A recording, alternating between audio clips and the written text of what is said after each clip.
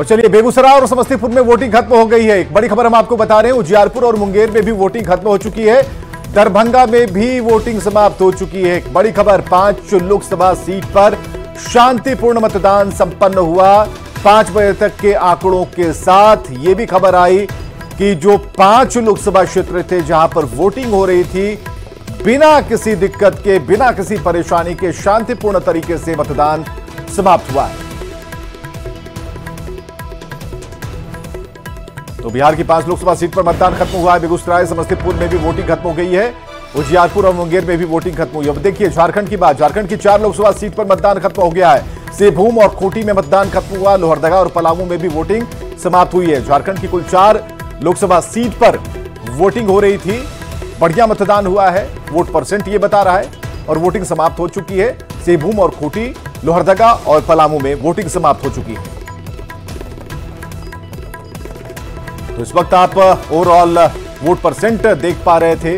अभी तक की जो खबर है उसके मुताबिक चुनाव, चौथे फेज का जो चुनाव था, वोटिंग थी, वो संपन्न हुआ शांतिपूर्ण तरीके से, बढ़िया माहौल में। महिलाओं की बढ़ चढ़कर जो भागीदारी रही, जो पुरुषों पर भारी भी दिखी, और लोगों ने मतदान किया। बिहार की तुलना में झारखंड में 3-4 सीटों पर चुनाव हुए। लोगों ने पूरा जोर लगा दिया, दमखम दिखाया।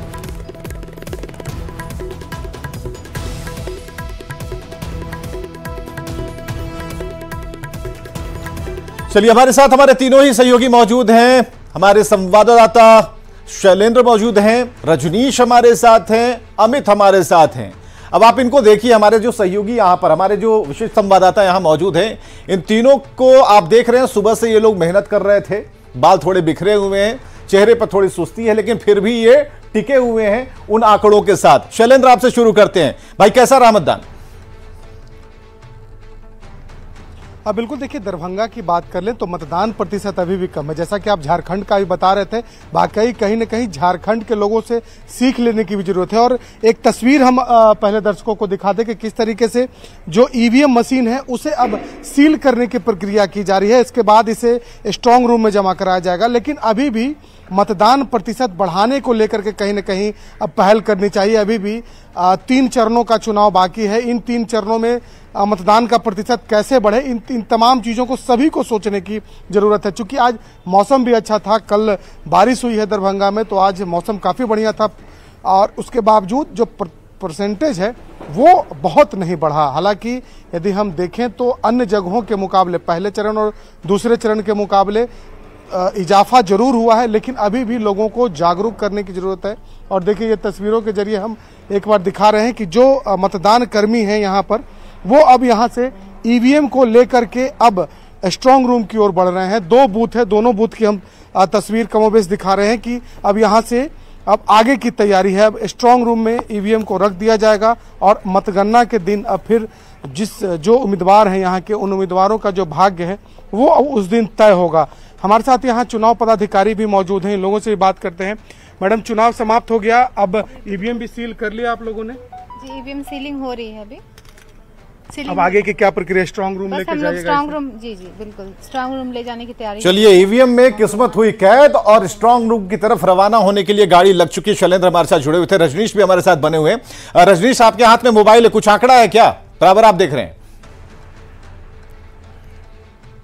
आप विवेक, देखिए, समस्तीपुर में 2 लोकसभा है और दोनों लोकसभा क्षेत्र में चुनाव हुआ है। ये बताने के लिए काफी है कि शाम 5 बजे तक का जो मतदान प्रतिशत है, ये बता रहा है कि वोटर यहाँ कितने जागरूक हैं। क्योंकि उजियारपुर में इस वक्त हम हैं, और उजियारपुर में 54.93 ये वोटिंग परसेंटेज है शाम 5 बजे तक का, जबकि समस्तीपुर में 56.36 है वोटिंग परसेंटेज। एक बार हम बूथ की तरफ लिए चलते हैं। ये इस वक्त उजियारपुर के दलसिंह सराय का बूथ है ये, और देखिए यहाँ पर एक साथ 5-5 बूथ हैं। सभी सुरक्षा कर्मी अब जो है एक तरह से अब ईवीएम ले जाने की तैयारी में जुट गए हैं, क्योंकि ईवीएम को सील कर लिया गया है, और कुछ बूथ हैं जहां पर प्रक्रिया चल रही है।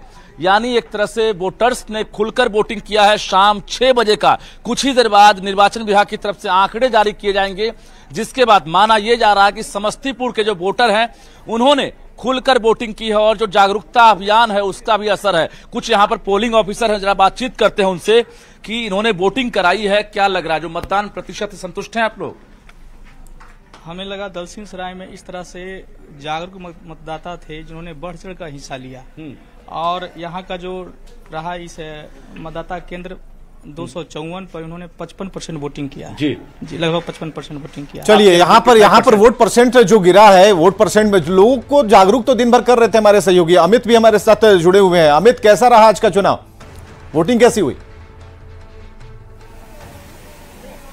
देखिए विवेक, आज का चुनाव जो है वो काफी कहें तो बेहतर रहा है और कहीं न कहीं वोट प्रतिशत जो है वो तीसरे चरण से इस चरण में जो है वो अधिक हुआ है। लेकिन सबसे बड़ी बात है कि जहां मैं मौजूद हूं ये मुंगेर लोकसभा क्षेत्र का ये मतदान केंद्र है और यहाँ पे आप देख सकते हैं कि पूरे तौर पे शांतिपूर्ण तरीके से मतदान हुआ। पूरे दिन जो है चाहे मतदान कर्मी हो या पीठासीन पदाधिकारी हो वो पूरे तौर पे मतदाताओं को कतारबद्ध करा करके यहाँ पे वोट करवाते रहे और कहीं न कहीं जो जागरूकता जो है वो की गई थी निर्वाचन आयोग की तरफ से।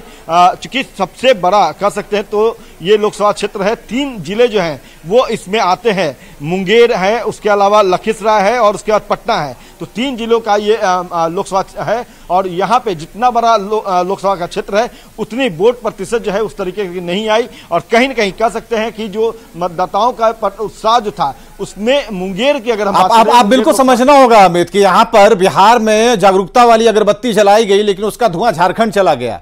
अब जो वहां वोट परसेंट है वो बढ़ता चला गया। अविनाश हमारे साथ जुड़े हुए हैं। अविनाश, ये कहते हैं वो कि मतलब गर्दा उड़ा दिए उस टाइप की चीजें हुई हैं, क्योंकि यहां पर जो आदिवासी बहुल क्षेत्र है या फिर जिन इलाकों में वोटिंग हुई है, भाई ये तो बम्पर है।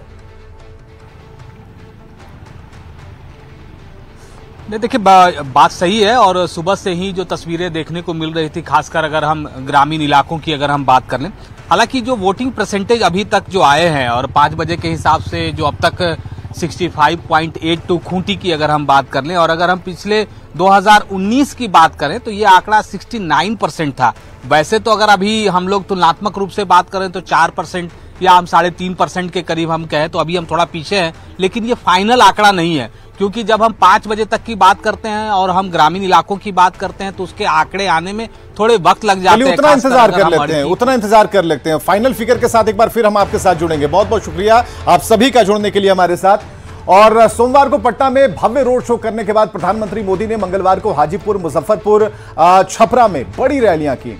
पीएम मोदी ने विरोधियों पर न सिर्फ प्रहार किया बल्कि आरजेडी और लालू परिवार पर जंगलराज और बिहार को बर्बाद करने की बात कहकर सियासी पारे को गर्म कर दिया। हाजीपुर के ई महान धरती के प्रणाम करहित हते। भारत माता की, भारत माता की जय श्री राम। 2 दिनों के बिहार दौरे पर आए पीएम मोदी ने मंगलवार को 3 बड़ी रैलियां की। नरेंद्र मोदी जिंदाबाद। हाजीपुर, मुजफ्फरपुर और छपरा में पीएम ने एनडीए उम्मीदवारों के लिए वोट मांगा। मोदी मोदी मोदी। सबसे पहले पीएम हाजीपुर पहुंचे जहां वे एनडीए प्रत्याशी चिराग पासवान को अपना बेटा जैसा मानते हुए उनके पिता को मिले वोट से भी ज्यादा रिकॉर्ड मतों से जिताने की अपील लोगों से की। मोदी मोदी मोदी। ज्यादा से ज्यादा मतदान करोगे, पुराने रिकॉर्ड तोड़ेंगे। राम विलास को जितने वोट मिले हैं, मुझे चिराग के लिए उससे ज्यादा वोट चाहिए। हाजीपुर में पीएम मोदी ने एक बार फिर से जंगल राज की याद दिलाई और कहा आरजेडी ने बिहार को बर्बाद कर दिया और पार्टी के नेता आलीशान महलों में रह रहे हैं। बिहार के लोगों को गरीब और अभाव में धकेल दिया, जंगल राज दिया। इन लोगों ने सबको बर्बाद किया और खुद अपने आलीशान महल खड़े कर दिए। छपरा में पीएम मोदी ने अपने भाषण में कहा कि विपक्ष जनता को बुड़बक समझता है, लेकिन पब्लिक सब कुछ जानती है। पीएम अपने 10 साल के शासनकाल की उपलब्धियां भी लोगों के सामने रखी। एनडीए के जो विकास है उसके सामने कोई मुकाबला है क्या?